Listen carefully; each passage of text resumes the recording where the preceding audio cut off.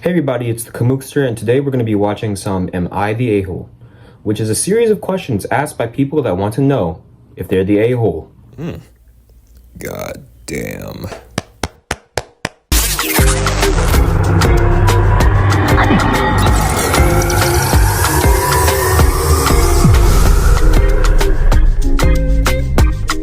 Alright.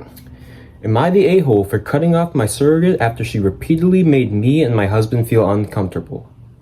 When I was 25, I was in a car accident which left me badly injured. Due to my injuries, this left me unable to have children. We decided to get a surrogate through an agency, and we matched with a woman who I will call Jess. We got the paperwork done, and soon after, Jess was pregnant with mine and Jack's baby. She was always super sweet towards myself and Jack, and we saw no red flags or warning signs. However, this quickly changed after our son Owen was born. Once she heard the name, she sort of made a face and we brushed it off. She came over to our house and always tried to take him out of our arms or tried to be critical about the way me and Jack treated Owen. It went on for about 2 weeks, but yesterday I finally snapped when she picked up Owen and said, "Come to mama." I yelled that she wasn't his mom and she's no longer welcomed in our house. She sent me a bunch of angry texts claiming that I was ungrateful and a huge B-word. Now, carrying a baby is no easy task. Like, we all know that, obviously. This lady's probably thinking that she put so much work into carrying him for like 9 months straight and that she doesn't even get to see her baby. But she needs to understand that that's not her baby. This is why women probably shouldn't do the whole surrogacy thing if it's like the first time they're having a child, because they might form an emotional bond to that baby, and to see that like taken away, to even like inflict that on yourself, that's not right. I don't think so. So yeah, I mean, I'm sure like when she was first going into it, she was thinking, oh, I'm not gonna get attached. I'm gonna get like $100,000 just to carry a baby for 9 months. Easy stuff. And now she's paying for it. And honestly, I don't think that that's her baby. Being a surrogate doesn't make you a mother. Sure, you carried the baby, but it's not yours, okay? You did it for someone else. And that someone probably needs it more than you do, because she couldn't carry the baby herself. I'm sure she would have if she could. Like, no one's doing surrogacies for fun. So the mother that cannot bear children is definitely not the a-hole in this situation, obviously. Am I the a-hole for telling my fiance that there will be no wedding if she keeps insisting that I invite my parents? My dad left the family and went no contact when I was 4. That means the mom basically raised him. My mom remarried and had 2 kids with my stepdad.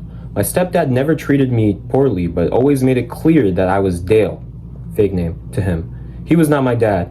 My mom never tried to fix the relationship and honestly loved her new family and always saw me as a burden. That's what I thought, at least until it was confirmed after my freshman year of college, when my mom asked me not to come home anymore. I've had no contact with her since then. I do still speak to my half-sister, 25 female, at her insistence, but that's my only contact. It took me a really long time to deal with basically being kicked out of my family. I grew up to be very independent and thought I could live alone until I met my fiance, 28 female, 4 years ago. We had a pretty good relationship, and her family opened up and invited me in with open arms. She comes from a pretty typical suburban family, and they're great. Over the years, I've told her about the issues with my family, and she never pushed for more until we started planning for our wedding. We started talking about who would we invite, and I said friends from college and some coworkers, and she kept saying I should invite my parents. At first, I thought she was trying to gauge whether or not I wanted to, and I said I would not be inviting my parents.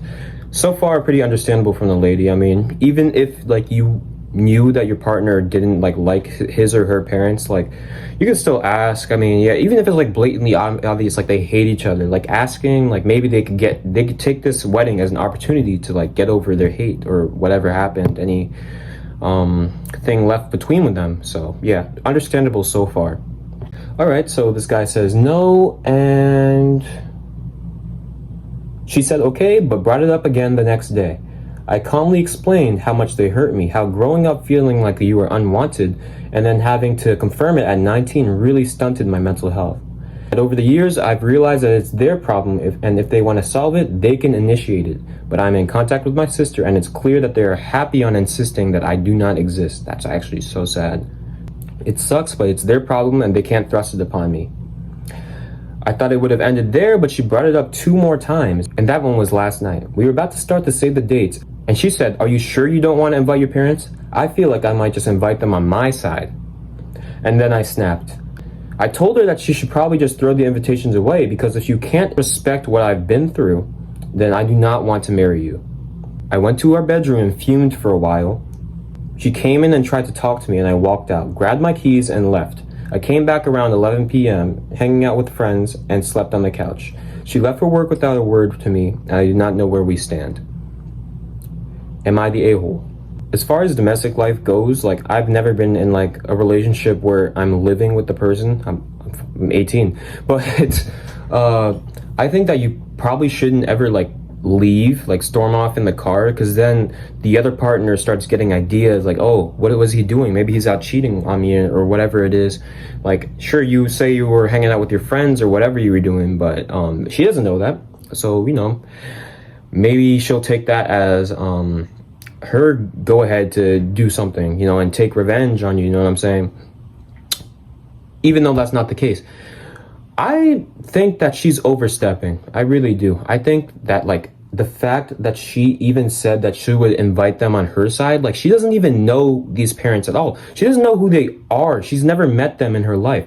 All she's ever heard about these people are bad things. So I'm not sure why she, like, insists so, like, hard to bring them to her wedding, okay? So you're not the a-hole, but you probably could have gone a little bit better about it. Yeah. So, yeah, I don't think he should have left. No. But, yeah, I think he's in the right, honestly. Am I the a-hole? My wife thinks I'm heartless for refusing to afford her sister's bills to help them get back on her feet.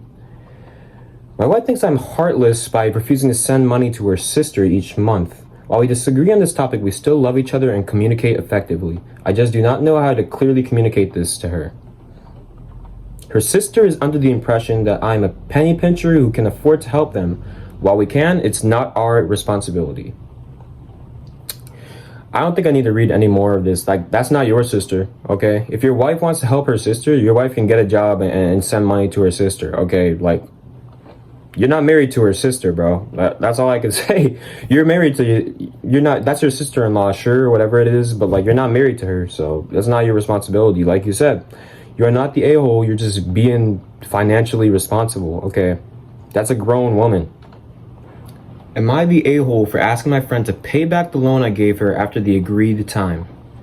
I, 29 female, have a close friend who I've known since high school. Over the years, we support each other through ups and downs. Last year, Sarah faced a financial emergency and asked me for a loan. She needed $2,000 to cover unexpected medical bills. I didn't hesitate to help her out, knowing how important it was to her. That's nice, yeah. I mean, stuff like that can come up.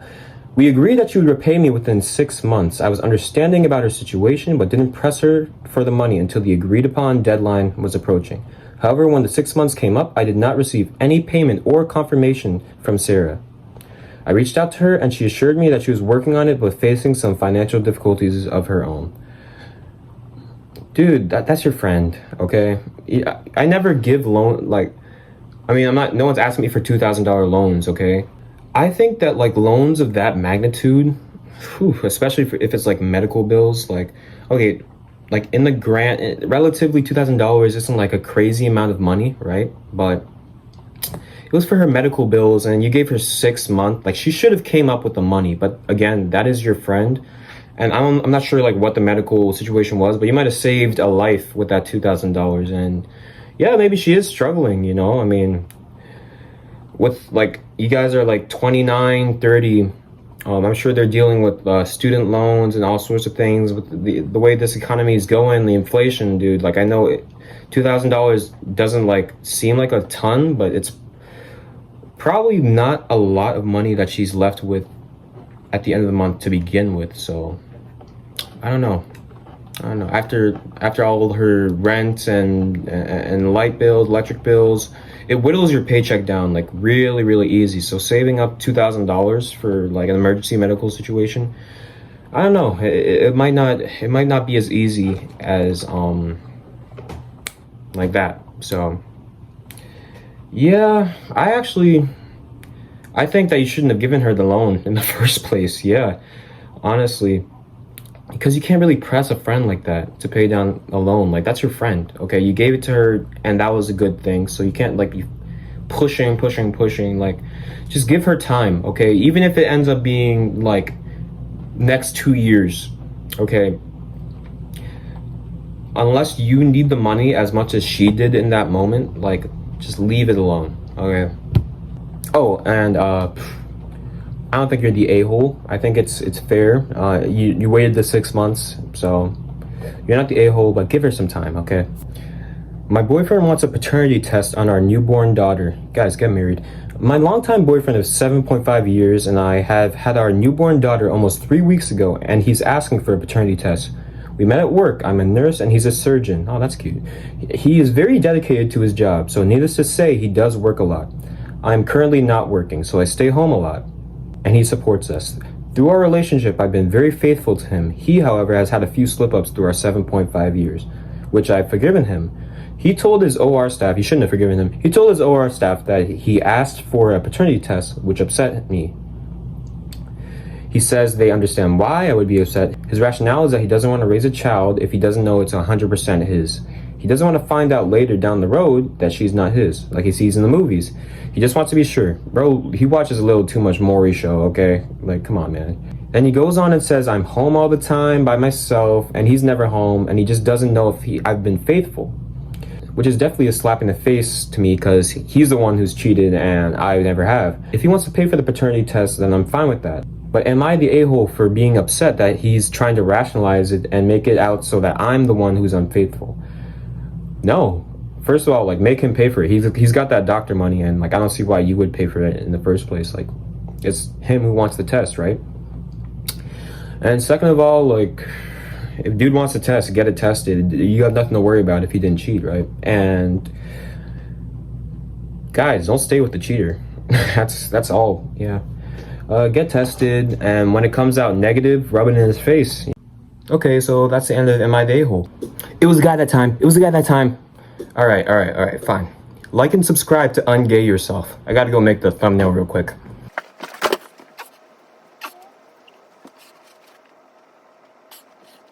But food does not bring us near to God. We are no worse if we do not eat, and no better if we do.